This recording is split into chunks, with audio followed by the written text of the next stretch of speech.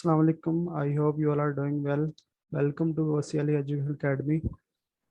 आज गोसियाली education academy में content writing webinar organise करवाया गया है, जिसकी स्पीकर आमना खान है और वो हमारी गेस्ट भी हैं। कंटेंट राइटिंग वेबिनार से आपको बहुत से बेनिफिट्स मिलेंगे माशाल्लाह से, और आपका नॉलेज भी गेन होगा इससे, और एट द एंड आपको सर्टिफिकेट्स भी मिलेंगे यहाँ से। अब हम कंटेंट राइटिंग वेबिनार की गेस्ट और स्पीकर आमना खान से रिक्वेस्ट करते हैं कि वो वेबिनार को स्टार्ट करें। जी आमना खान।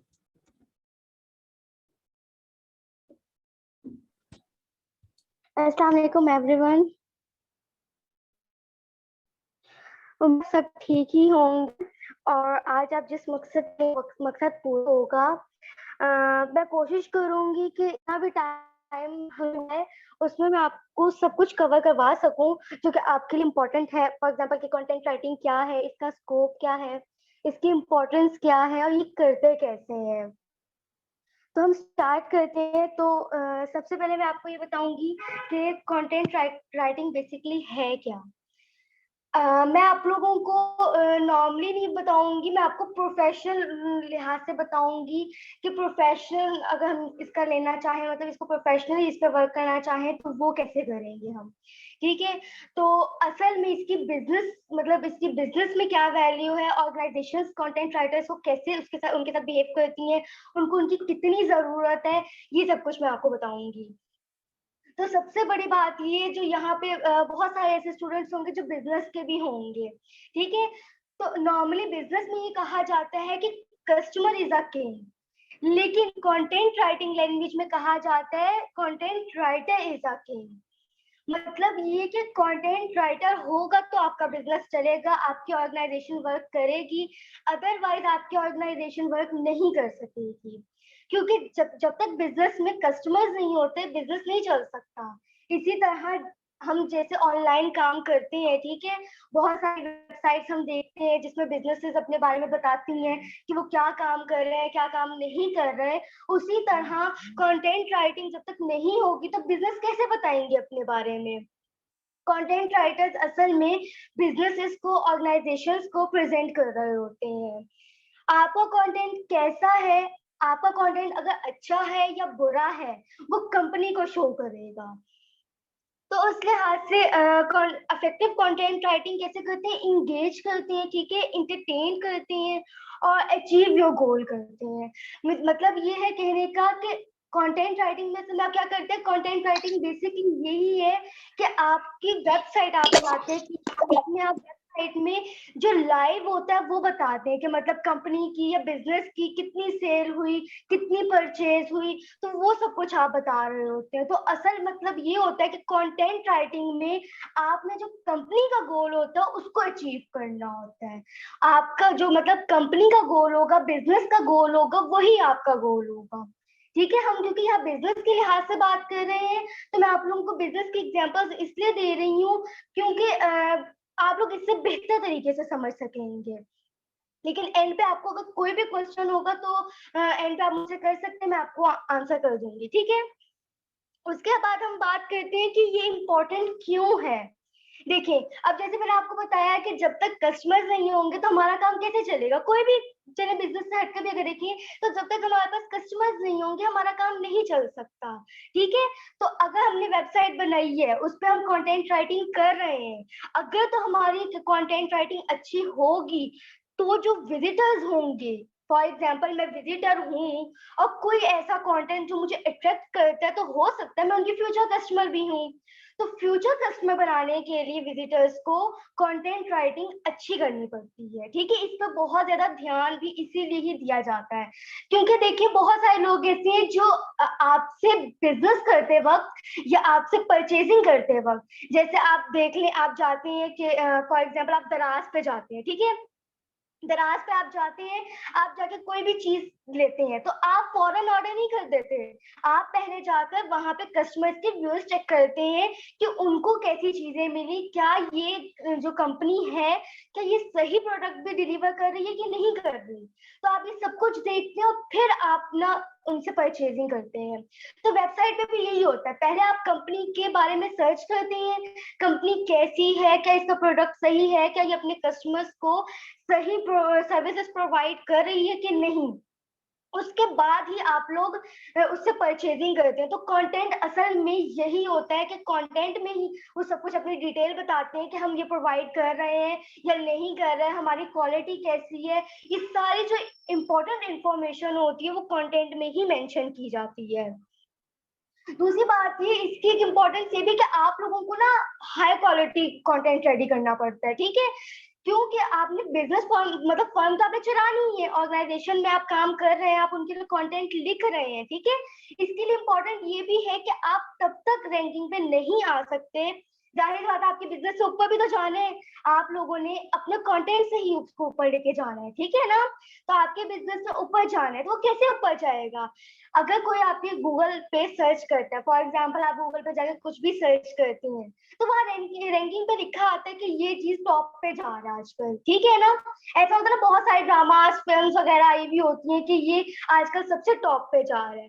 तो आपका बिजनेस कैसे टॉप पे जाएगा, आपका बिजनेस असल में कंटेंट से ही टॉप पे जाता है, ठीक है ना। इसलिए भी कंटेंट को इतनी वैल्यू ऑर्गेनाइजेशन वाले देते हैं और कंटेंट राइटर्स को इसीलिए ही हायर किया जाता है, ठीक है, क्योंकि उनको कंटेंट राइटर का मतलब बहुत सारे लोग ऐसे हैं जो कोर्सेज उन्होंने किए हुए होते हैं, उनको कंटेंट राइटिंग के बारे में बहुत कुछ पता होता है, बहुत कुछ। तो जिसकी वजह से ऑर्गेनाइजेशंस बिजनेस वगैरह लोगों को स्पेशली हायर करती हैं कि वो उनके लिए आए और आकर काम करें, उनको अपनी सर्विसेज प्रोवाइड करें। तो जैसे अगर आपका कंटेंट बहुत अच्छा होता है, ठीक है, अगर आपका कंटेंट बहुत अच्छा और लोग उससे बहुत तेजी से अट्रैक्ट हो रहे हैं, तो गूगल क्या करेगा, उसको टॉप पे ले आएगा। फिर अगर लोग सर्च नहीं भी करेंगे तो वो टॉप पे ही रहेगा, जब वो टॉप पे रहेगा तो वो हर किसी की नजरों में आएगा। तो कंटेंट राइटिंग इसीलिए ही इम्पोर्टेंट है कि कंटेंट राइटिंग अच्छी होगी तो आगे आपका काम चलेगा। अब उसके बाद ये जरूरी है कि सब कुछ तो मैंने बता दी कि कंटेंट राइटिंग जरूरी क्यों है क्या। अब ये बताती हूँ कि कंटेंट राइटिंग असल में लिखते कैसे हैं, ऐसे कौन से स्टेप्स हैं, रूल्स हैं जिनके अकॉर्डिंग हम कंटेंट राइटिंग करते हैं। तो उसके कुछ ही स्टेप्स हैं जो मैं बताऊंगी, वो 7 स्टेप्स हैं।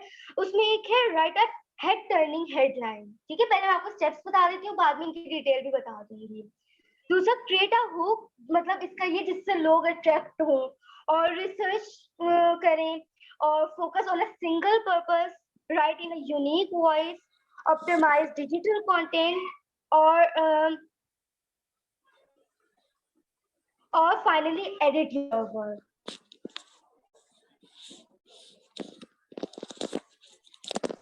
हम बात करते हैं कि राइट टर्निंग मतलब write a head turning headline का क्या मतलब है, इसको इतना इंपॉर्टेंट स्टेप क्यों कहा गया है, मतलब इसको फर्स्ट ऑफ ऑल पे क्यों रखा गया है ना। तो अच्छा, अब ये होता है कि आप कोई भी चीज देखते हैं, ठीक है, आप कैसे मतलब आप कोई वीडियो सर्च करते हैं या आप फॉर एग्जाम्पल आप आर्टिकल करते हैं या जैसे ऑनलाइन पेपर्स हो रहे थे, तो आपको कैसे पता चला कि हम ये जो सर्च कर रहे हैं इसके लिए यही बेस्ट पीडीएफ है या यही बेस्ट आर्टिकल है। ऊपर हेडलाइन थी, मतलब ऊपर उन्होंने लिखा हुआ था, मेंशन किया हुआ था, तो ही आपको पता चलता है ना अंदर उसके क्या है, और तब आप उसको क्लिक करते हैं और अपनी मर्जी की अपने मतलब की चीजें निकालते हैं। तो हेडलाइन बहुत इंपॉर्टेंट होती है, हेडलाइन लोगों को अट्रैक्ट करती है, ये डिसाइड करती है कि आपका कंटेंट ऑडियंस पढ़े कि ना पढ़े, ठीक है। आपकी जो हेडलाइन है असल में उसमें इंटरेस्ट नजर आना चाहिए, उसमें इमोशंस होने चाहिए, और ऐसा मतलब आपने उसकी हेडलाइन ऐसी लिखनी है कि लोग ना चाहते हुए भी पढ़े उसे, मतलब अगर लोग उसको स्किप करना चाहें तो आपकी सिर्फ एक हेडलाइन की बेस पर ही ना है ना वो उसको पढ़ने पे मजबूर हो जाए, ठीक है। मतलब आपकी हेडलाइन जो होती है वो सबसे ज्यादा इंपॉर्टेंट होती है, और आपके सिर्फ 3 सेकेंड्स होते हैं, जिस 3 सेकेंड्स ऐसे होती हैं जो आप कस्टमर्स को भगा भी सकते हैं और ला भी सकते हैं, ठीक है ना। तो 3 मिनट्स क्या होता है, आपकी जो 3 मिनट्स वो होते हैं जिसमें लोग आपकी हेडलाइंस पढ़ते हैं, ठीक है।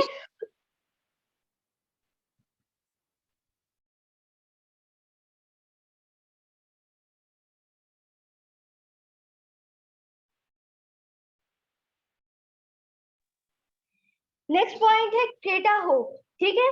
अब हमने हेडलाइन की बात कर दी, चलिए जी हेडलाइन से लोगों को आपने अट्रैक्ट कर लिया। नेक्स्ट चीज आपके पास आती है डेटा हो, मतलब ये है कि स्टार्ट में आपने ऐसी कोई कोटेशन, ऐसी कोई बात, ऐसी कोई स्टेटमेंट देनी है जिसकी वजह से लोग अट्रैक्ट हों। मतलब ये आप ऊपर अच्छी सी हेडलाइन दे दें और नीचे से आप कुछ भी फजूल लिख दें तो लोगों ने भागना ही है, वो कभी भी आपकी ऑर्गेनाइजेशन की तरफ मूव नहीं करेंगे, वो कभी भी आपके बिजनेस की तरफ अट्रैक्ट नहीं होंगे, आपके काम की तरफ अट्रैक्ट नहीं होंगे जब तक कि जो स्टेप्स मैं आपको बता रही हूँ आप इनको फॉलो नहीं करते। ये स्टेप्स बहुत जरूरी हैं क्योंकि ये स्टेप्स होंगे तो आपको पता चलेगा कंटेंट राइटिंग एक्चुअल में करते क्या है। आपको पता भी हो कंटेंट राइटिंग है क्या, लेकिन जब तक आप ये नहीं सीखेंगे कंटेंट राइटिंग करते कैसे हैं तो इसका भी कोई फायदा नहीं है कि आपको पता है कि कंटेंट राइटिंग है क्या। ठीक है, अब जैसे कि मैंने आपको बताया कि आपने कोई स्टेटमेंट ऐसी लिखनी है जिससे लोग अट्रैक्ट हो, कस्टमर आपके अट्रैक्ट हो। तो मैंने जैसे आपको शुरू में ही बात की कि बिजनेस में होता है कस्टमर इज अ किंग, लेकिन कंटेंट राइटिंग लैंग्वेज में है writer, content writer is a king. तो मैंने असल में यही बात की, मतलब मैंने एक हुक क्रिएट किया जिसमें मैंने कहा content writer is a king. अब ये एक ऐसी स्टेटमेंट थी कि अगर मैं इसको किसी वेबसाइट पे लिखती हूँ तो इससे लोग अट्रैक्ट जरूर होंगे। तो आप लोगों ने ऐसी या इससे बेहतर, जितनी बेहतर आप लोग कर सकते हैं, जितना बेहतर आप लोग काम कर सकते हैं, आप लोग उतना बेहतर काम करें। ठीक है, जितनी बेहतर आप स्टेटमेंट लिख सकते हैं वो आपके लिए उतना ही अच्छा होगा।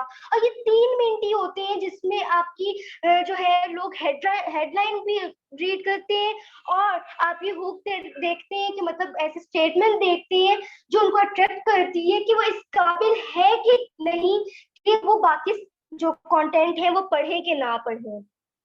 ठीक है, अगर आपकी स्टेटमेंट इतनी अच्छी नहीं होगी, आपकी हेडलाइन इतनी अच्छी नहीं होगी तो लोग क्या करेंगे, इन दोनों मतलब आपका कंटेंट, ओवरऑल कंटेंट की बात करें अगर वो इतना अच्छा नहीं होगा तो लोग उसको स्किप कर देंगे। उनको क्या जरूरत है वो किसी चीज के बारे में फजूल में पढ़े, ना ही किसी को इतना टाइम है कि वो मतलब हर चीज पे बैठ के वेस्ट करे। तो असल में आप ना अपनी चीज को खुद ही इतना अट्रैक्टिव बनाना होता है कि लोग पढ़ने पर मजबूर हो जाए उसको। और उसके बाद है कि अच्छा, जो फर्स्ट स्टेप होता है आपका, जो फर्स्ट सेंटेंस होता है वो बहुत ज्यादा इंपॉर्टेंट रखता होता है। वैसे तो आपका ओवरऑल पूरा कंटेंट बहुत इंपॉर्टेंट होता है क्योंकि उसमें अपने ऑर्गेनाइजेशन यानी बिजनेस की आपने इंफॉर्मेशन देनी होती है। अगर आप अपना काम कर रहे हो, आप खुद उस वेबसाइट को चला रहे हैं तो फर्स्ट लाइन आपके लिए बहुत इंपॉर्टेंट है, बल्कि पूरा कंटेंट इंपॉर्टेंट है क्योंकि आपने जाहिर बिजनेस को चलाना है। जब तक आप उसमें इंफॉर्मेशन नहीं देंगे, करेक्टली इंफॉर्मेशन, तब तक अगर आपके पास कस्टमर आ भी जाता है तो वो आपका परमानेंट कस्टमर नहीं होगा। ठीक है, जैसे हमने बात की फ्यूचर कस्टमर की कि आपका जो विजिटर है वो आपका फ्यूचर कस्टमर भी हो सकता है, वो फ्यूचर कस्टमर आपका परमानेंट कस्टमर भी हो सकता है अगर आप उसको इंफॉर्मेशन सही प्रोवाइड करें। ठीक है, जैसे फॉर एग्जाम्पल मैं आपको एग्जाम्पल देती हूँ कि आप लोग कोई प्रोडक्ट परचेज करते हैं। फॉर एग्जाम्पल कोई भी प्रोडक्ट आप परचेज कर रहे हैं उसको, ठीक है, और चलिए वेबसाइट पे भी आप नहीं गए, आपने कुछ भी नहीं, आप डायरेक्टली शॉप पे जाते हैं उसको परचेज कर लेते हैं।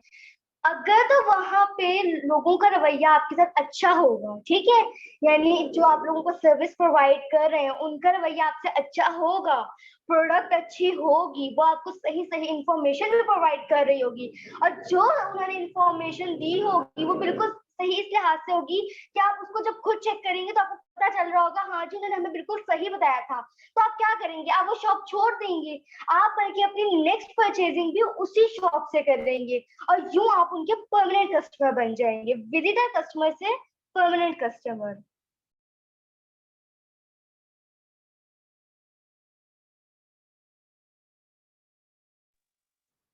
अच्छा, तो अब नेक्स्ट स्टेप आते हैं। नेक्स्ट स्टेप हमारा है जो बहुत इंपॉर्टेंट है और सिर्फ कंटेंट राइटिंग में ही नहीं बल्कि हर फील्ड में इंपॉर्टेंट है, चाहे आप स्टूडेंट हैं, जॉबियन है, बिजनेसमैन है, कुछ भी है, ये हर जगह इंपॉर्टेंट है। और वो स्टेप है डू योर रिसर्च। रिसर्चेस के बारे में आप लोगों ने कभी तो सुना होगा, पढ़ा होगा, जैसे अगर आप लोग स्टूडेंट्स थे तो आप लोगों ने पढ़ा होगा रिसर्चेस हमारी लाइफ में कितनी इंपॉर्टेंट होती हैं। रिसर्चेस, हर चीज की रिसर्च करना, मतलब रिसर्च करने से हमारे अंदर नॉलेज आता है, हमें चीजों के बारे में पता चलता है, और यही हमारी जिंदगी में सबसे ज्यादा अहमियत रखता होता है। यह हर फील्ड में अहमियत रखता होता है, हर अगर आपने किसी फील्ड में जाना है तो उसके लिए आपको उस पर रिसर्च करनी पड़ेगी कि अब फॉर एग्जाम्पल आपने किसी फील्ड में जाना है या मतलब आपने बिजनेस में जाना है किसी, तो आप बिजनेस में कैसे एंटर होंगे जब तक आप उसके बारे में इंफॉर्मेशन नहीं लेंगे। रिसर्च का मतलब ये नहीं कि आप सिर्फ मतलब गूगल वगैरह पे रिसर्चेस करें, आप फिजिकल रिसर्चेस भी कर सकती हैं। तो रिसर्चेस कैसे होंगी कि आप लोग उसके बारे में कैसे जानेंगे जब तक आप लोग उस पर मतलब अपनी पूरी एफर्ट नहीं लगा देंगे। जाहिर आप सोचे हमें रिसर्च करनी है और आप उस पर कहीं मैं रिसर्च करना चाहता हूँ लेकिन उस पर कोई वर्क ना करे तो रिसर्च कैसे होगी। तो रिसर्च का जब इरादा करते हैं तो उस पर रिसर्च भी करनी चाहिए और आपके पास जितनी रिसर्च आप करेंगे, आपके पास जितना नॉलेज होगा, आप उसी मतलब आपके पास जितना नॉलेज होगा, आप उतना ही किसी मतलब फील्ड में जाके ना है ना परफेक्ट सेट होंगे। मतलब आपको ऐसा लगेगा कि मेरे पास इस चीज का नॉलेज है, जितना मुझे इस बारे में पता और उतना किसी और को नहीं पता, तो इस जगह के लिए मैं ही बेस्ट हूँ। और वैसे थोड़ा सा भी आ जाए तो हम लोग यही सोचते हैं अपने बारे में।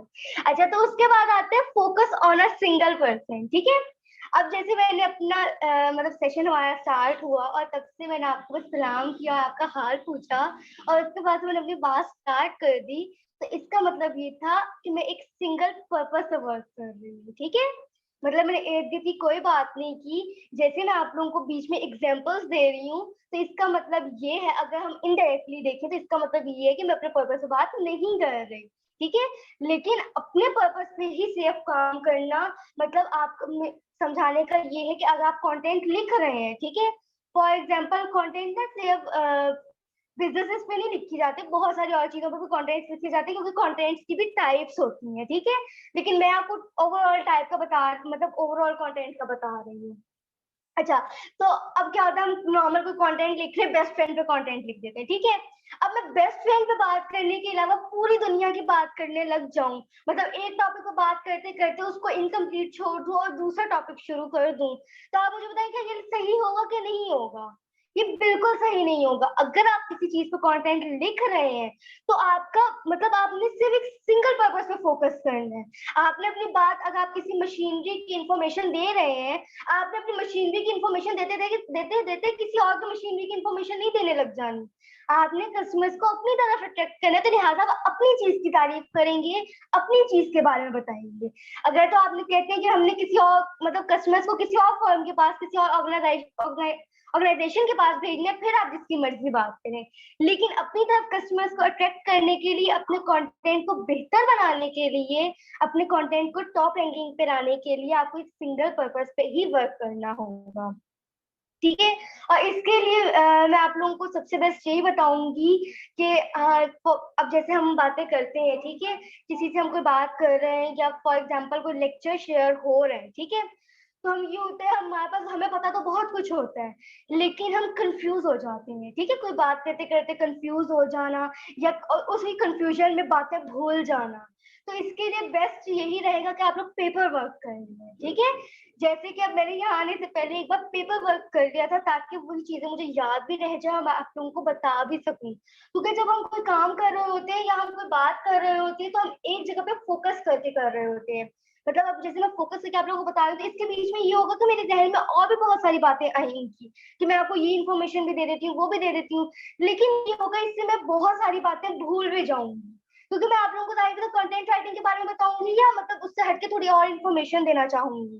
तो ये होता है कि अगर आप लोग चाहते हैं कि आप बेस्ट वे में अपना मैसेज कन्वे कर सके या बेस्ट वे में लोगों को अपनी बात समझा सके, तो उसके लिए ये बहुत इंपॉर्टेंट है कि आप पहले खुद प्रिपरेशन करें हर चीज की।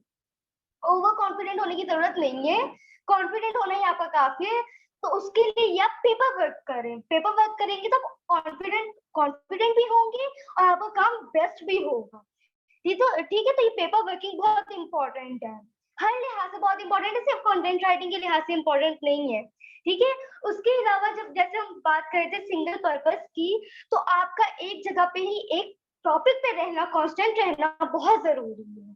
आप लोगों ने एक टॉपिक से नहीं हटना, आप जो एक बात कर रहे हो आपने वही बात करनी है, आपने वही मैसेज आगे डिलीवर करना है, आपने मैसेज से नहीं हटना। अगर आप मैसेज से हट जाएंगे, जो आपके कस्टमर्स होंगे, जो आपके विजिटर्स यानी आपको देखने वाले होंगे, पढ़ने वाले होंगे, वो क्या कहेंगे कि मतलब जो बंदा अपनी बात पे कायम नहीं रह सकता, अपनी मैसेज पे कायम नहीं रह सकता, वो क्या हमारी बात सुनेगा, या क्या अगर हम उसको कोई ऑर्डर देते हैं, हम उससे कोई प्रोडक्ट लेते हैं, तो वो तब अपनी बात पे कैसे कायम रहेगा। तो इससे आपके बिजनेस पे एक बुरा इंप्रेशन पड़ता है, कि आपके कंटेंट पे बुरा इंप्रेशन पड़ता है कि आप अपनी बात पे कायम नहीं रह सकते।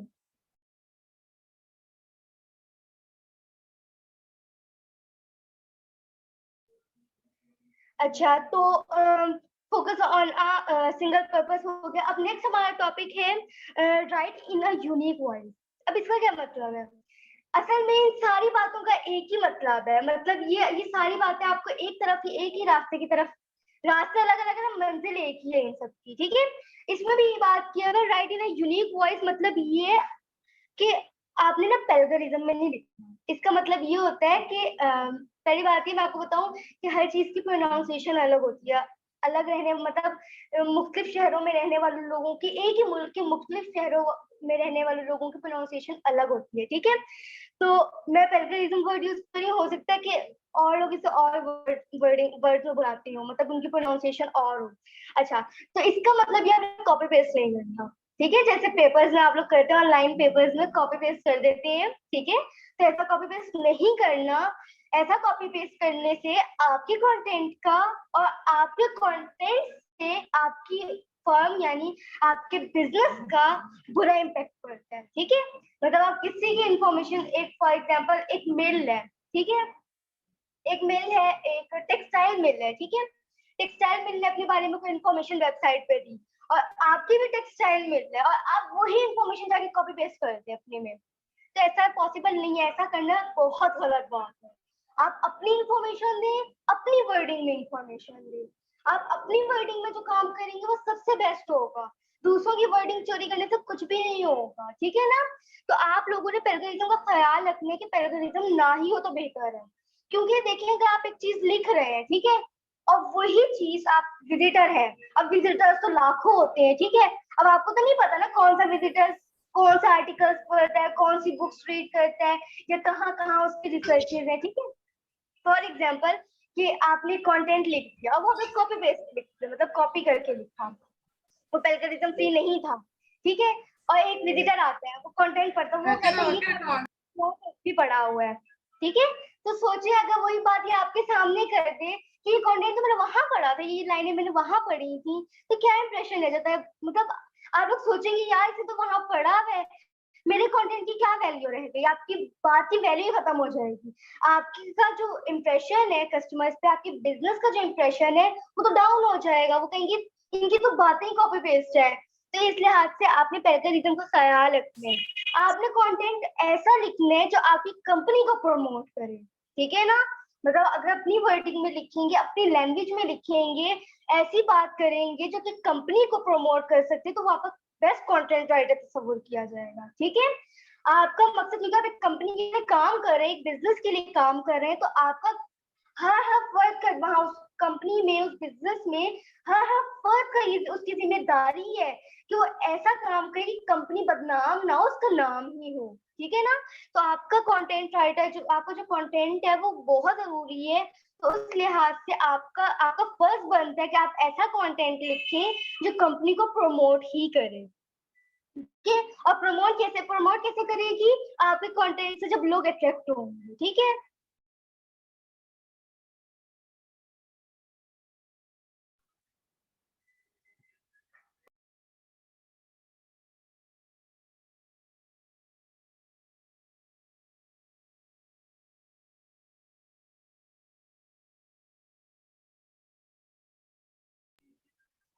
अच्छा, तो नेक्स्ट पॉइंट हमारा है, उम्मीद है अभी तक मैं जो बात कर रही हूँ आप लोगों को समझ आ रही होगी, एक कान से सुन के दूसरे कान से निकाल नहीं रहे होंगे।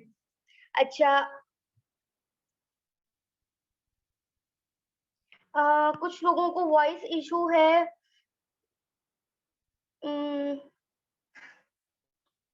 प्लीज असरार आप इनके सुन लें इनके इश्यूज।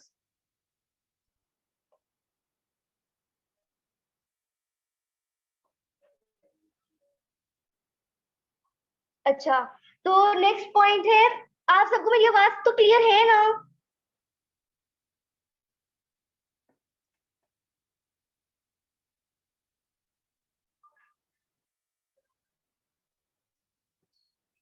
सबके साथ ये वॉइस का इशू है? मेजोरिटी के साथ वॉइस का इशू है? नो मैम, क्लियर आ रही है वॉइस अल्हम्दुलिल्लाह। ओके, यस तो मैम, बिल्कुल क्लियर। ऑप्टिमाइज डिजिटल कंटेंट, ठीक है। इसका मतलब ये है कि आप जब कंटेंट लिख रहे हैं तो आपको एसईओ को फॉलो करना बहुत जरूरी है, ठीक है। फर्स्ट ऑफ ऑल आपको एसईओ के बारे में पता होना बहुत जरूरी है। अगर मैं इस बारे में बात करती हूँ तो ये बहुत लंबा मतलब हमारा सेशन चला जाएगा, तो मैं इन शॉर्ट आपको ये एडवाइस करना चाहूंगी कि आप एसईओ के बारे में खुद रिसर्च करें, ठीक है। रिसर्च करने से, मैं दोबारा बताऊंगी, रिसर्च करने से ये होता है जो बात आपको नहीं पता होती आपको पता चलनी शुरू हो जाती है। मतलब अगर आपको कोई बात, फॉर एग्जाम्पल अगर आपको कोई बात पता भी है, आपको उसकी समझ नहीं आ रही, तो वो आपको समझ आनी शुरू हो जाती है, क्योंकि सर्चिंग आप हमेशा अपने लेवल के मुताबिक करते हैं, ठीक है, जितना आपका लेवल होता है। तो जब हम अपने लेवल के मुताबिक काम कर रहे होते हैं ना, तो हमें उसकी बेहतर समझ आ रही होती है बनिस्बत दूसरे के लेवल पे काम करने की।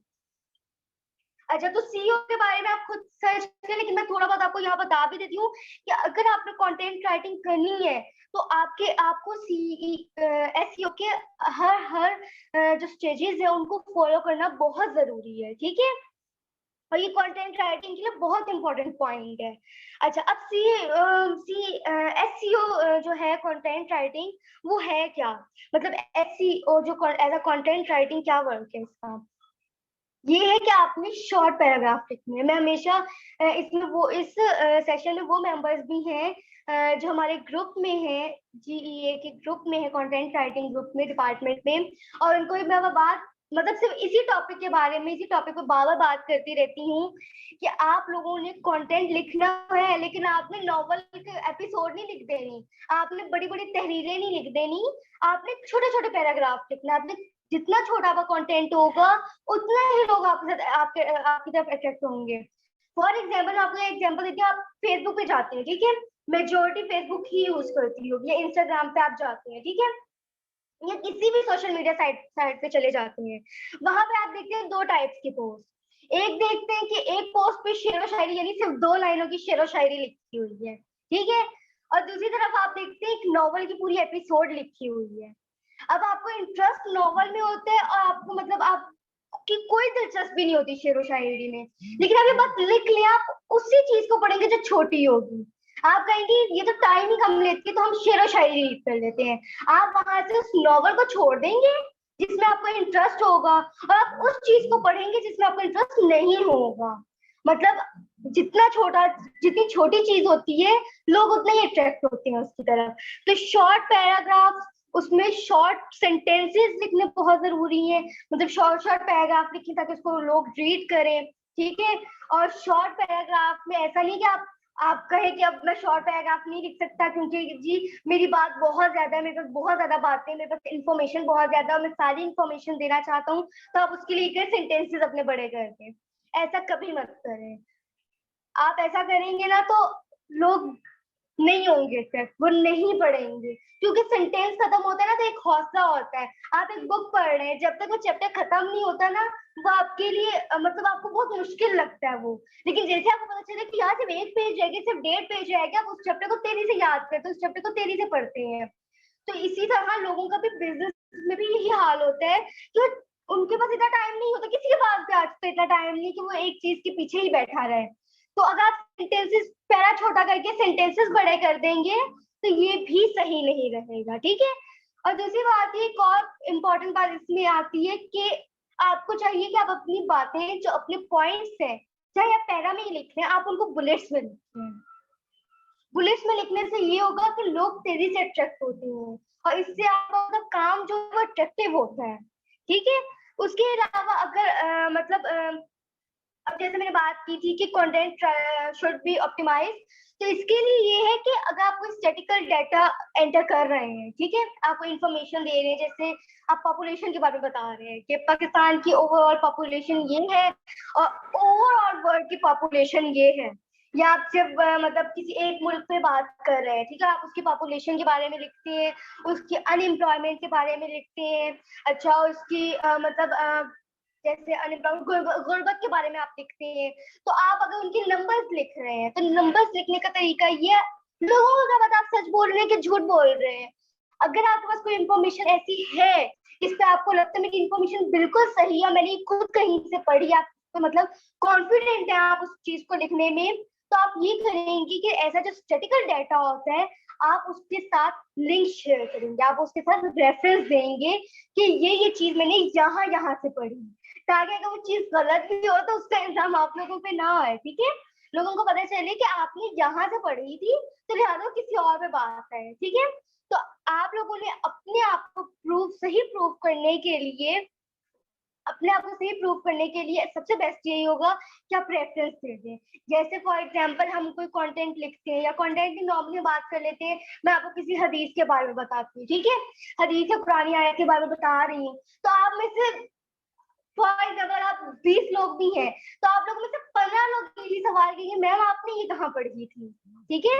तो अगर मैं आपको शुरू में बता दूंगी कि मैंने ये यहाँ से पढ़ी तो वो तो आप वहां जाएंगे तो आपको यकीन रहेगा जी मैम सही बोल रही थी, अदरवाइज आपको यकीन नहीं आएगा, आप उस हदीस पे तब तक अमल नहीं करेंगे, तब तक उसको फॉलो नहीं करेंगे जब तक आप खुद नहीं देख लेंगे, ठीक है। तो रेफरेंस होना बहुत जरूरी है। और सबसे आखिरी चीज और सबसे इम्पोर्टेंट चीज जो कि मतलब पहले मतलब जितने भी पॉइंट्स दिए ना उन सबसे ज्यादा इम्पोर्टेंट है, अगर ये नहीं होगा तो आपको बाकी पॉइंट्स का कोई फायदा नहीं है, ठीक है। अब वो एक्सक्यूज मी ये आमना है, खान, ये सेशन जो है ना एंड होने वाला है, तो आप सब जो है ना वो न्यू सेशन ज्वाइन करना, ताकि आप सब सवालात कर सकें आमना खान से। आप सबसे लिंक भी जो है ना वो सेंड कर दिया जाएगा आपको ग्रुप में।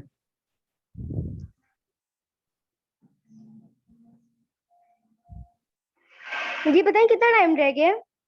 अभी 2 मिनट रह गए, अभी सवालात भी करने हैं ना आगे आपसे। चलिए ठीक है।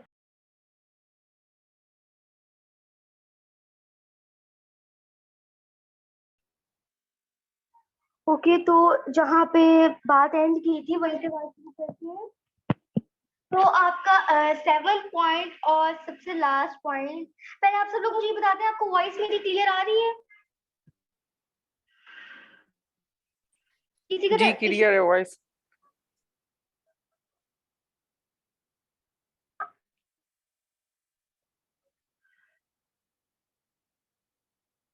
आई थिंक सबके साथ सही है, वॉइस सही जा रही है।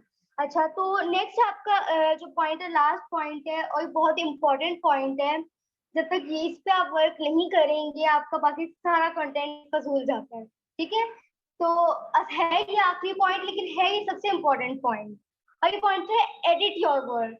अब इसका क्या मतलब है एडिट योर वर्क में? इसका मतलब ये है कि आपने जब सारा कंटेंट लिख लिया, ठीक है, आपने उसकी हेडिंग दे दी जिस पे आपको सबसे ज्यादा कॉन्सेंट्रेट करना है, आपने उसके बाद स्टेटमेंट वो लिख दी जिससे लोग अट्रैक्टिव होंगे, ठीक है, आपने जब सारी बात कर ली, सारी इंफॉर्मेशन दे दी, स्टैटिकल डाटा उस पर एंटर कर दिया, उसके बाद रेफरेंसेस एंटर कर दिए, उसके बाद क्या आता है? उसके बाद ये आता है आपने सारे काम को जितना भी आपने किया है आपने उसको चेक करना है, ठीक है, आपने उसको खुद से पहले चेक करने, चेक ऐसे करना है, आपने उसकी मिस्टेक्स देखनी है कि उसमें कोई स्पेलिंग मिस्टेक्स तो नहीं है, ठीक है, और आपने ये चेक करना है जो आपने बात की हुई है, जो मतलब आपने उसमें अपना अपनी अपनी वर्डिंग में उससे जो बात की हुई है जिससे लोग समझ सकें कि वाकई लोगों ने उस बात को वो बात वैसे समझ सकते हैं कि नहीं समझ सकते हैं।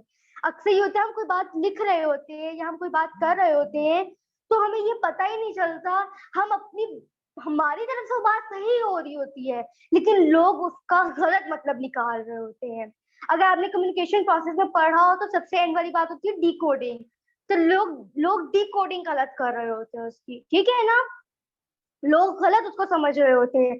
तो आपने अपनी वर्डिंग को ऐसा रखना है कि गलत भी अगर वो लग रहा हो ना तो लोग उसको सही ही समझें, ठीक है। अगर आपको लग रहा हो कि मतलब आपने अपनी वर्डिंग को ऐसा रखना है कि लोग गलत समझ के भी उसको गलत ना समझ सकें। अपनी वर्डिंग को कभी भी आप लोगों ने मुश्किल नहीं बनाना, आपकी इंग्लिश जितनी मर्जी हाई फाई हो, आपने हमेशा कंटेंट राइटिंग में लिखते वक्त कुछ भी लिख रहे हैं आप, कंटेंट लिख रहे हैं, आप कोई आर्टिकल लिख रहे हैं, आप कोई ब्लॉग लिख रहे हैं, आप कुछ भी कर रहे हैं, आप इवन एक राइटर, आप बुक लिख रहे हैं, तो हमेशा अपनी राइटिंग को इजी रखा करें कि हर बंदा उसको पढ़ सके। इवन जब आप लिख रहे हुआ करें तो आपको ना वैसे नॉर्मली मैं अपनी तरफ से बात कर रही हूँ कि नॉर्मली ये होता है कि हम जब यूनिवर्सिटीज कॉलेज स्कूल में पढ़ रहे होते हैं ना, है ना, तो हम ऐसी बुक्स पढ़ रहे होते हैं जो इंटरनेशनल होती है, इंटरनेशनल बुक्स हमें पढ़ाई जा रही होती है, उसमें इंग्लिश जो होती है वो बहुत ज्यादा हाई लेवल की होती है, ठीक है, बहुत ज्यादा हाई इंग्लिश बोली हुई होती है। तो टीचर्स रिकमेंड करते वक्त ये नहीं सोच रहे होते कि बच्चों के लिए आसान होगा कि नहीं होगा, ये टीचर्स की बहुत बुरी बात है। तो ये नहीं सोच रहे होते कि बच्चों के लिए आसान है कि नहीं है, लेकिन वो ये जरूर सोच रहे थे इसमें इंग्लिश बहुत अच्छी है तो लिहाजा बच्चों की इंग्लिश अच्छी हो जाएगी। इंग्लिश अच्छी करने के लिए हमेशा आपको पहले झुकना पड़ता है। झुकने से मुराद ये आपको लो लेवल से काम शुरू करना पड़ता है। आप कोई भी काम कर रहे हो, आप प्रोफेशनली कोई काम कर रहे हो, मतलब आप कोई बिजनेस कर रहे हो, कोई आप स्टूडेंट हो, जब स्टूडेंट होते हो आप तो आपको नर्सरी प्ले ग्रुप से ही पढ़ना पड़ता है ना। ऐसा तो नहीं हो सकता आप 1-2 में जाके बैठ जाओ ये कहो कि मैं खुद ही सीख लूंगी या सीख लूंगा, ऐसा तो कभी नहीं होता ना। हमेशा लो लेवल से आप अपना काम शुरू करते हो, फिर आप हाई पे जाते हो अपनी वजह से, ठीक है। तो मतलब ये लोगों की गलत बात है, टीचर्स की गलत बात है कि वो इस चीज को अंडरस्टैंड नहीं करते, जबकि लिखते वक्त भी इस चीज को बहुत ज्यादा गौर करना चाहिए कि आपकी राइटिंग बहुत ज्यादा इजी और ऐसी होनी चाहिए कि कोई अगर स्टार्ट कर रहा है इंग्लिश का तो वो भी उस लैंग्वेज को पढ़ सके, ठीक है। और अपनी इंग्लिश इंप्रूव करने का सबसे बेस्ट तरीका यही है कि आप लो लेवल से शुरू करो, ठीक है। आप कभी ये मत सोचो कि आप लोग ये सोचेंगे कि यार हमने इंग्लिश, मतलब हमारी इंग्लिश इतनी अच्छी हमने यूज नहीं की हुई, बड़े बड़े वर्ड्स यूज नहीं किए हुए, हाई लेवल की इंग्लिश यूज नहीं की हुई, तो ये होगा कि जी लोग कहेंगे कि इसको शायद इंग्लिश नहीं आती थी, ये इसने क्या बात कर दी। आप ऐसा मत सोचो, आप ये सोचो जितनी इंग्लिश आपके आसान होगी उतने ही लोग आपकी उस चीज को पढ़ेंगे, ठीक है, क्योंकि वो हर किसी के लिए वो होगी आसान इंग्लिश, हर किसी की होगी, इसको हर बंदा उसको पढ़ेगा, ठीक है। तो आप लोगों ने अपनी इंग्लिश आसान यूज करनी है। जो मैंने इस बात को आपको इसलिए एक्सप्लेन की है क्योंकि तो हमारी जो सोसाइटी है उसकी नॉर्मल प्रॉब्लम है, नॉर्मल इशू है, और ये इशू कब से चलता आ रहा है, कोई भी इसको सॉल्व करने की कोशिश नहीं करता। हर किसी को बस पड़ी होती है कि जी हम लोगों के सामने सबसे बेस्ट नजर आए। अच्छा, आसानी जबकि लोगों के लिए आसानी सोचनी चाहिए, तभी आप बेस्ट होगे। उसके बाद आप लोगों ने क्या करना है, आप लोगों ने देखना उसमें कोई मिस्टेक तो नहीं है, ग्रामर के लिहाज से उसमें कोई मिस्टेक ना हो, ठीक है ना। अक्सर ये होता है आप लोगों की इंग्लिश बहुत वीक होती है, तो अब आप स्कूल कॉलेज यूनिवर्सिटी पहुंच जाते हो आपकी इंग्लिश बहुत वीक होती है, ठीक है। तो और आप लोग कंटेंट राइटिंग करना चाहते हैं, आप कोई राइटिंग करना चाहते हैं, तो उसके लिए बेस्ट मैं आपको पर्सनल एडवाइस ये करूंगी, आप गूगल ट्रांसलेट का यूज करें, ठीक है ना। गूगल ट्रांसलेट से ये होता है कि आपकी जो अपनी वर्डिंग होती है आप उसको बेस्ट वे में कन्वे कर सकते हैं आगे, ठीक है। मतलब आप अपनी बात उर्दू में लिख लें और वहां से आप इंग्लिश निकाल सकते हैं, तो ये बेस्ट चीज है कि आप गूगल ट्रांसलेट को राइटिंग के दौरान अपने साथ ही रखें, ठीक है ना। ये बहुत इंपॉर्टेंट चीज है कि आपकी ग्रामर मिस्टेक नहीं होनी चाहिए। तो इसके लिए अगर आपकी इंग्लिश वीक है तो आप लोग गूगल ट्रांसलेट की हेल्प ले लें। तो जब आप किसी से हेल्प नहीं लेना चाह रहे हो, कौन आपकी राइटिंग में हेल्प कर सकता है, तो इसके लिए यही है कि आप लोग गूगल ट्रांसलेट लें। उसके बाद एक और इम्पोर्टेंट बात ये, आप अपने कंटेंट को खुद बार बार रीड करें। जैसे कहा जाता है ना, अपने पेपर को खुद बार बार रीड करोगे तो आपको उसके अंदर से गलतियां निकल आएंगी, गलतियां मिलेंगी, ठीक है। जो गलतियां टीचर पढ़ते वक्त निकाल रहा होता है वो गलतियां आपको खुद ही मिल जाएंगी। तो कंटेंट के साथ भी आपने ये करना है, आपने जब उसको लिखना है तो आपने उसको बार बार रीड करना है, 5-6 बार आप रीड करेंगे, आपको समझ आने लग जाएगी क्या जो मैं मैसेज देना चाहता हूँ लोगों को, क्या वाकई उन तक वो मैसेज पहुंच भी रहा है, या ग्रामर मिस्टेक की वजह से, मेरी स्पेलिंग मिस्टेक्स की वजह से उसका मतलब ही बदल गया है, ठीक है ना। जितनी बार आप कंटेंट रीड करेंगे वो उतना पॉलिश होता जाएगा। अपने कंटेंट को बेस्ट बनाने के लिए जरूरी ये होता है कि आप एक बार उसको रीड कर लें। जब आप रीड करेंगे, और हाँ, रीड करने के बाद आप एज अ विजिटर भी इसको रीड करें, कि अगर कोई बाहर से आके पढ़ता है तो इवन मैं भी जब फेसबुक पे कोई पोस्ट बना रही होती हूँ, हालांकि पोस्ट नॉर्मली लिखी होती हूँ, कंटेंट नहीं होता, तो मैं उसको ऐसे आके देख रही होती हूँ अपनी आईडी को बंद करके, फिर उसको दोबारा खोलती हूँ, ऐसे आके देख रही होती हूँ कि बाहर वाले देखेंगे तो बाकी लोग देखेंगे तो उस पर कैसा इम्पैक्ट पड़ेगा, ठीक है, वो उनपे वो क्या उनपे असर छोड़ेगा। तो अपने मैसेज को आप जब लोगों तक पहुंचा रहे होते हैं तो आप लोग उसको खुद रीड करके ये सोचा करें कि अगर मैं एक बाहर वाला यानी मैं एक विजिटर हूँ तो मैं विजिटर के तौर पे उसके क्या व्यूज होंगे मेरा कंटेंट पढ़ के, ठीक है। वैसे मैंने आपको ओवरऑल जो कंटेंट राइटिंग की इम्पोर्टेंस, कंटेंट राइटिंग होती क्या है और इसके स्टेप्स मतलब करते कैसे हैं वो सब कुछ भी समझा दिया, नॉर्मल एग्जांपल्स देके ही समझाया है ताकि आप लोग उसको मतलब नॉर्मल लाइफ के एग्जांपल्स देके ही समझाया ताकि आप लोग उसको बेस्ट तरीके से समझ सकें। उसके अलावा मैं आपको शुरू में भी बताया, मैंने आपको बिजनेस की इसलिए बताया है क्योंकि अब ये जो इसका है कंटेंट राइटिंग, आपने सुना था कि 10 साल पहले इसका कोई मतलब नामो निशान भी था कंटेंट राइटिंग का, मतलब 10 साल पहले इसको लोग जानते ही नहीं थे। ये तब से मतलब बहुत ज्यादा इन हुआ है और आप लोग भी इसलिए यहाँ पे आए हो क्योंकि आप लोगों ने इसका नाम सुना, आप लोगों ने सुना कि भाई इसका स्कोप है, लोग बहुत तेजी से कर रहे हैं। तो अब मैंने भी ग्रुप में उस वक्त देखा तो 100 अबव लोग थे, ठीक है। तो वो इसलिए थे क्योंकि अब ये तेजी से ये चीज इन हो रही है। तो ये क्यों इन हो रही है? क्योंकि हमारा सारा काम है वो अब हमारा हो गया है नेट पे, ठीक है, ऑनलाइन हो गया हमारा सारा काम। ऑनलाइन होने की वजह से बिजनेसेस ने अपनी वेबसाइट बना ली, ठीक है, ताकि वो वेबसाइट इसलिए बनाई जाती ताकि सिर्फ नेशनल लेवल पर बिजनेस ना किया जा सके बल्कि इंटरनेशनल लेवल पर भी किया जा सके। सिर्फ पाकिस्तान के लोग या चाइना के लोग या तुर्की के लोग उसको ना पढ़ें, बाकी ममालिक के लोगों तक भी ये इंफॉर्मेशन पहुंचे कि ये बिजनेस, ये कंपनी जो है, फर्म या ऑर्गेनाइजेशन आप कुछ भी कह लें, वो इस चीज पे काम कर रही है। तो मैंने आपको बिजनेस की एग्जांपल इससे दी थी कि आजकल ये ऑर्गेनाइजेशंस जो हैं ये कंटेंट राइटर्स को हायर करती हैं। स्पेशल कंटेंट राइटर्स को हायर क्यों किया जाता है? उनको इसलिए हायर किया जाता है क्योंकि वो ऑनलाइन काम करते हैं, उनके लिए ऑनलाइन काम करने से उनको क्या फायदा होता है? उनके कंटेंट से कस्टमर्स आते हैं उनकी फर्म में, मतलब उनके बिजनेस में कस्टमर्स आते हैं। जो कंटेंट है वो कस्टमर्स को अट्रैक्ट करता है, तो इसलिए ये बहुत इंपॉर्टेंट है। और हर हर ऑर्गेनाइजेशन जो बिजनेसेस है वो इसको अब हायर कर रहा है क्योंकि ये बहुत तेजी से ये चीज इन होने लग गई है अब। बाकी मैं अपनी बात मुकम्मल कर चुकी हूँ। अगर किसी को कोई क्वेश्चन हो या कुछ समझ ना आ रहा हो तो आप लोग मुझसे पूछ सकते हैं।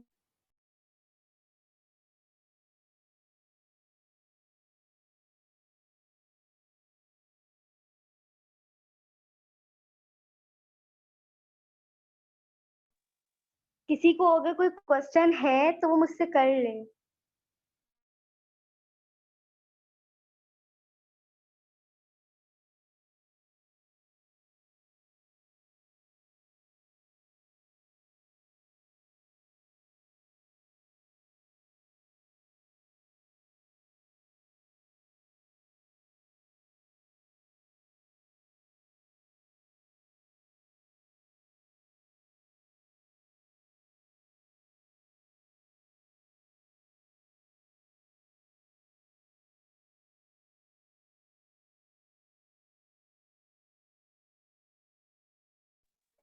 जो लोग जिन लोगों ने लेट ज्वाइन किया है तो वैसे मैंने लास्ट पॉइंट ही समझाया है, तो एडिट योर वर्क, और मैंने उसको इतना थोड़ा डिटेल में समझा दिया कि किसी ने लेट भी ज्वाइन किया होगा तो मैं उसी टॉपिक पे ही होंगी। तो अगर फिर भी आप लोगों को कुछ समझ नहीं आया लास्ट वाले टॉपिक में, जिन्होंने लेट ज्वाइन किया है तो मुझे बता दें, मैं उनको थोड़ा सा दोबारा एक्सप्लेन कर देती हूँ। और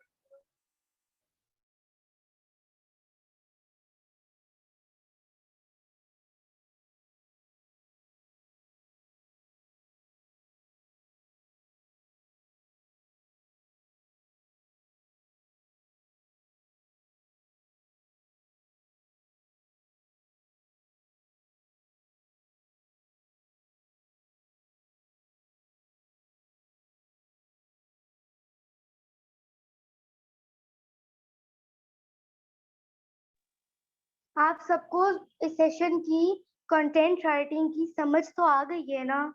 अगर नहीं समझ आई तो आप लोग मुझे बता दें, मैं ओवरव्यू भी दे सकती हूँ।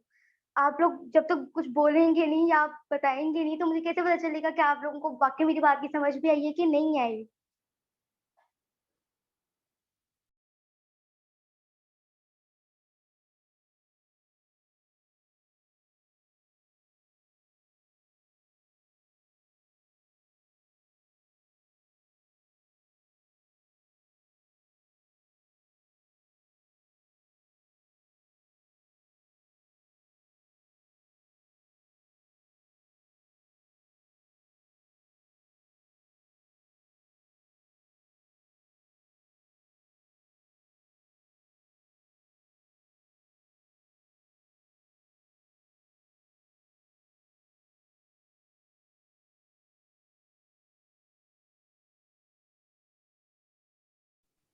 अच्छा, तो एक क्वेश्चन किसी ने की है कि क्रिएटिव राइटिंग और कंटेंट राइटिंग में क्या फ़र्क होता है?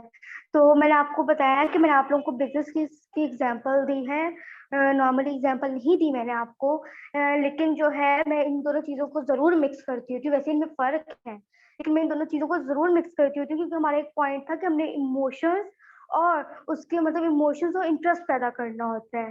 कंटेंट राइटिंग जो होती है वो बेसिकली मैं आपको बताऊँ तो वो बेसिकली बिज़नेसेस के लिए की जाती है, प्रोफेशनल लेवल पे की जाती है, ठीक है? उसमें आप अपनी बिज़नेस की इन्फॉर्मेशंस देते होते हैं, बिज़नेस के बारे में बताते होते हैं या जो आपका टॉपिक होता है आप उस पे फ़ोकस कर रहे होते हैं, ठीक है? मतलब ये प्रोफेशनल लिहाज से काम करने का मतलब ये कि नॉर्मल टॉपिक से बात नहीं की जा रही होती इस पे। मैंने आपको उस सब भी शुरू में सबको बताया कि कंटेंट राइटिंग्स की भी टाइप्स होती हैं, ठीक है? अब ये आप पे डिपेंड करता है कि आप कौन-सी वाली टाइप कर रहे हैं। आप मतलब उसकी अब मैं आपको कैसे समझाऊँ कि टाइप्स उसकी मतलब बहुत सारी टाइप्स हैं। अगर आप इसको सर्च करें ना है ना, तो आपको मुख्तलिफ लोग मुख्तलिफ टाइप्स का बता रहे होंगे। तो ये टाइप पे डिपेंड करता है। लेकिन क्रिएटिव कंटेंट राइटिंग का मतलब ये होता है कि इसको बिज़नेस के लिए यूज़ किया जाता है, ठीक है? बिज़नेस की इन्फॉर्मेशंस वगैरह दी जाती हैं।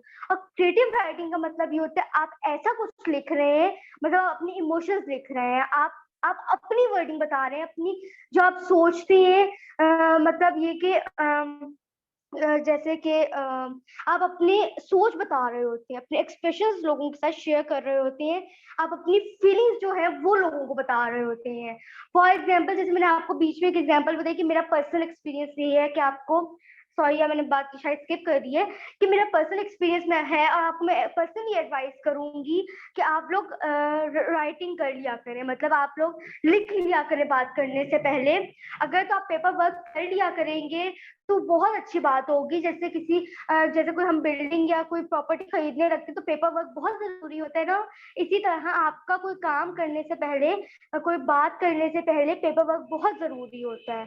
तो अब मैंने साथ में ये बात भी शेयर की, मैंने ये बात भी आप लोगों को कही, ये मेरा पर्सनल एक्सपीरियंस है। तो जो क्रिएटिव राइटिंग होती है उसमें आप अपनी फीलिंग्स, अपने इमोशंस, अपने थॉट्स, अपने पर्सनल एक्सपीरियंसेस शेयर कर रहे होते हैं, ठीक है? जब कंटेंट राइटिंग जो होती है उसमें आप अपनी मर्जी से बात नहीं कर रहे होते, आप वो बात कर रहे होते हैं जो आपको एक फर्म, बिजनेस ऑर्गेनाइजेशन ने आपको अलाउ किया होता है, ठीक है? आप उसमें ये बात नहीं कर सकते कि फॉर एग्जांपल एक फैन कंपनी ने आपको कंटेंट लिखने को दिया, आप उसमें ये बात करते हैं मेरे घर का पंखा भी बहुत अच्छा चलता है, ठीक है? क्योंकि मैंने इसी कंपनी का लगवाया हुआ है। तो आप ये बात नहीं कर सकते। तो कंटेंट राइटिंग और क्रिएटिव राइटिंग में यही फर्क होता है। आप उसमें अपना जो होता है कंटेंट राइटिंग, उसमें आप अपनी सोच नहीं बता सक रहे होते, अपना पर्सनल एक्सपीरियंस, अपने इमोशंस, अपने फीलिंग्स शेयर नहीं कर रहे होते। उम्मीद है आपको सही से समझ आ गया होगा। और कोई क्वेश्चन?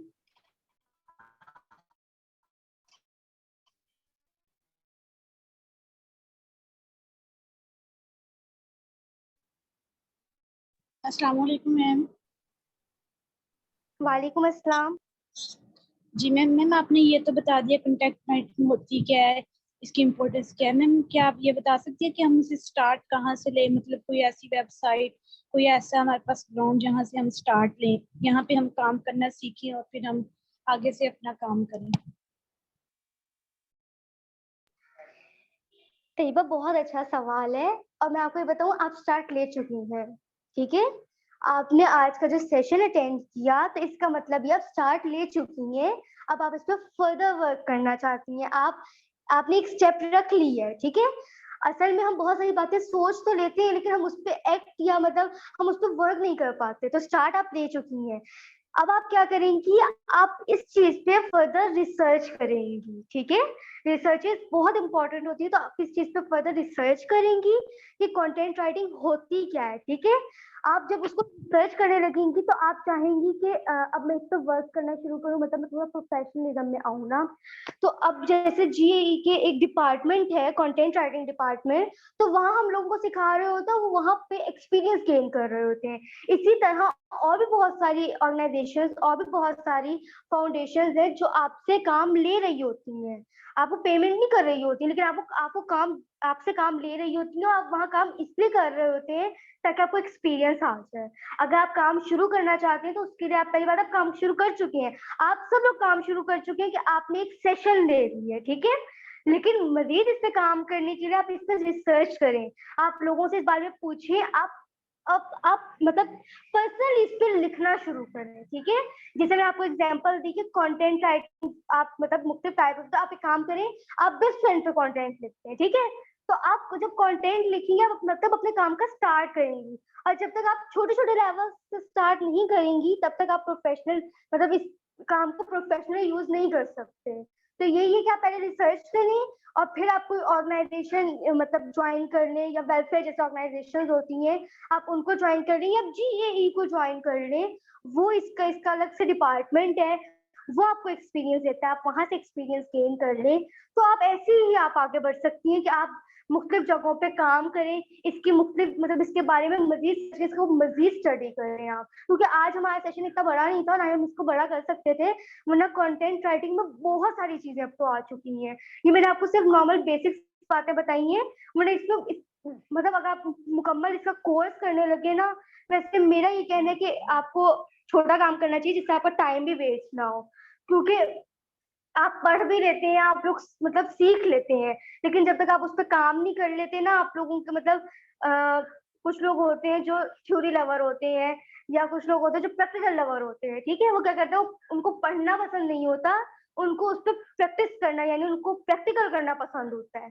तो यही है कि आप थोड़ा कम पढ़ें, मतलब उसको स्टडी तो कर रही हैं, लेकिन आप ये ना हो कि सब आप उसको स्टडी करती रह जाए, आप उस पर काम भी शुरू करें, आप कोई ऑर्गेनाइजेशन ज्वाइन कर लें जो आपको सिखाए भी सही और आप वहां से एक्सपीरियंस भी गेन कर सकें। फिर जब आप किसी फाउंडेशन में मतलब ये कि किसी ऑर्गेनाइजेशन में जाती हैं और आप उनको जाकर बताती हैं मैं एक कंटेंट राइटर भी हूँ, तो वो फिर आपको उसके लिए पेमेंट ऑफर करते होते हैं, फिर आप मतलब आप कह सकती हैं कि मैं प्रोफेशनली इसमें एंटर हो चुकी हूँ।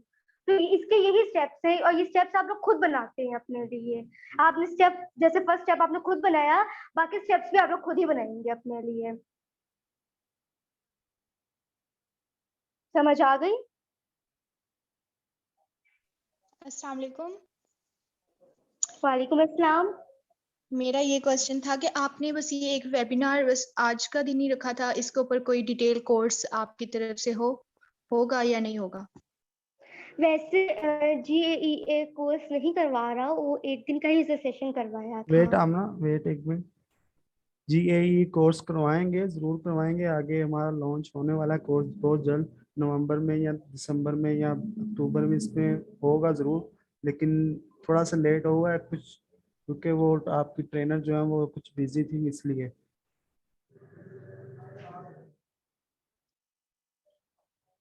Okay, thank you so much. जी। और कोई क्वेश्चन?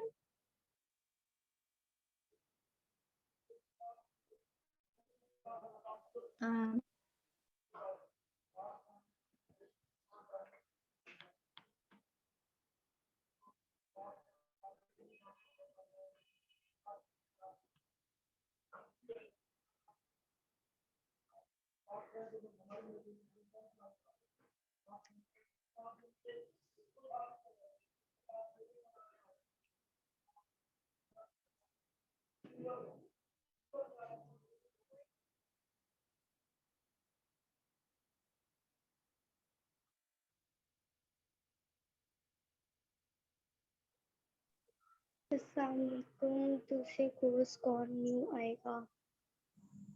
और कोई क्वेश्चन?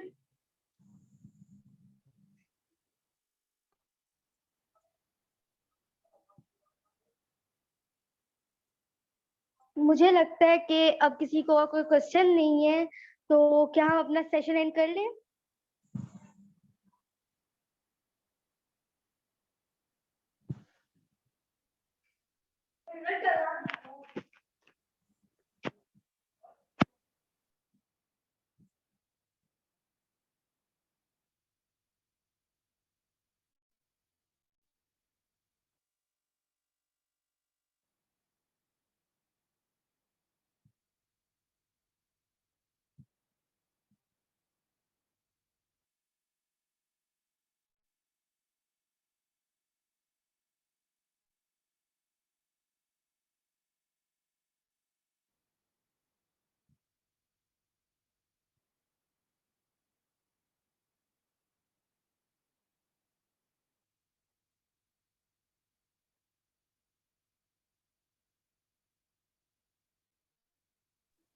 अगर आप मज़ीद कंटेंट राइटिंग का कोर्स करना चाहते हैं या आप ऐसे सेशंस देना चाहते हैं, अटेंड करना चाहते हैं, तो मैं आपको वॉइस में समझा देती हूँ कि आप GAEA यानी घोसिया एजुकेशन एकेडमी ज्वाइन कर सकते हैं, ठीक है? वो आपको वहाँ अपडेट भी मिलती रहेगी और उसके अलावा कोर्सेज वगैरह के बारे में आपको पता चलता रहेगा और आप वहाँ से एक्सपीरियंस भी गेन कर सकते हैं। तो आप ये ज्वाइन कर लें और ये जो मिस्टर अरसलान है, ये आपको सारी इन्फॉर्मेशन दे देंगे इस बारे में। आप लोग जो व्हाट्सएप ग्रुप है उसमें इनसे पूछ सकते हैं, वो वहाँ पे आपको मैसेज करके बता देंगे।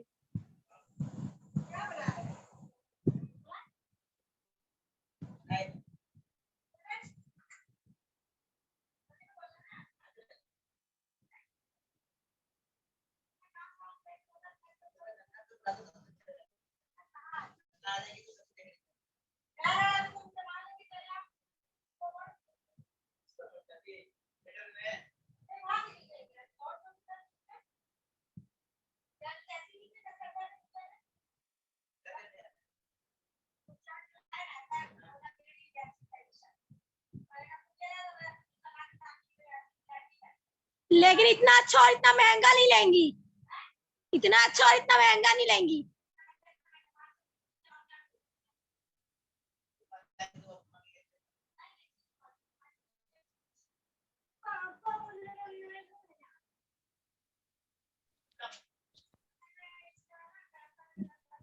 जी ये सेशन अब बंद होने जा रहा है। आपके जितने भी सवालात हैं वो आप दोबारा से पूछ सकते हैं हमसे, और अब एकेडमी को इस तरह से आप ज्वाइन कर सकते हैं कि आप मुझसे कांटेक्ट कर लें या आप गोसी अली से कर लें। मैं ये नंबर दे देता हूँ आपको नीचे कमेंट बॉक्स में, आप वहाँ से ज्वाइन कर सकते हैं या पूछ सकते हैं हमें।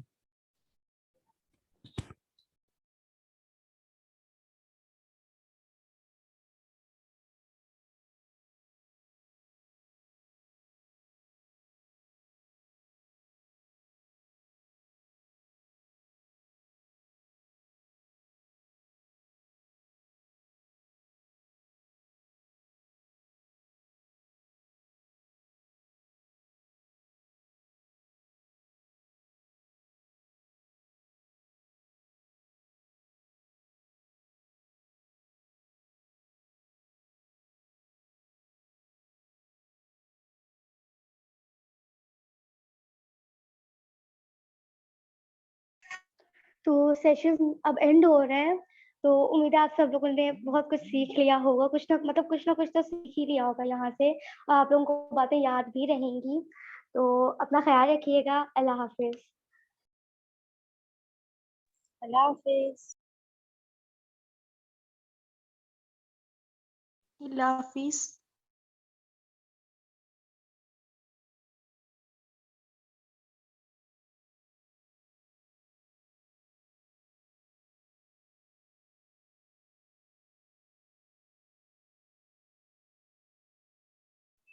Thank you so much all students. ये सेशन जो है वो एंड होने जा रहा है। मैंने ये नंबर सेंड कर दिए हैं कमेंट बॉक्स में, आप देख सकते हैं। इसके अलावा आपने जो ग्रुप ज्वाइन किया हुआ है वेबिनार का, वहाँ भी मैं नंबर दे दूंगा, आप ज्वाइन कर हमसे पूछ लें, मुझसे या गोसी अली से। तो थैंक यू सो मच एक बार फिर से आपने ज्वाइन किया। अब आप लेफ्ट कर सकते हैं सब।